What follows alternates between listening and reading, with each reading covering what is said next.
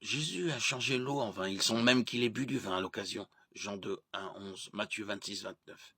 À l'époque du Nouveau Testament, l'eau n'était pas très propre. Sans assainissement moderne, l'eau était souvent remplie de bactéries, de virus et de toutes sortes de contaminants. Il en va de même dans de nombreux pays qui développent ce genre de bactéries. En conséquence, les gens buvaient souvent du vin ou du jus de raisin, car il y avait beaucoup moins de risques d'être contaminés. Dans 1 Timothée 5, 23, Paul a demandé à Timothée d'arrêter de boire exclusivement de l'eau, ce qui lui causait probablement des problèmes d'estomac, et de boire plutôt du vin. À cette époque, le vin était fermenté, contenant de l'alcool, mais pas nécessairement au même degré qu'aujourd'hui. Il est incorrect de dire que c'était du jus de raisin, mais il est également incorrect de dire que c'était la même chose que le vin couramment utilisé aujourd'hui. Encore une fois, les Écritures n'interdisent pas aux chrétiens de boire de la bière, du vin ou toute autre boisson contenant de l'alcool.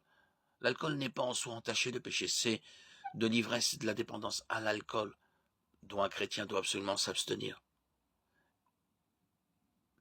Éphésiens 5, 18. Et ne vous enivrez pas de vin, car c'est une débauche, mais soyez remplis de l'esprit. 1 Corinthiens 6, 12. Tout m'est permis, mais tout n'est pas utile. Tout m'est permis, mais je ne me laisserai dominer par rien.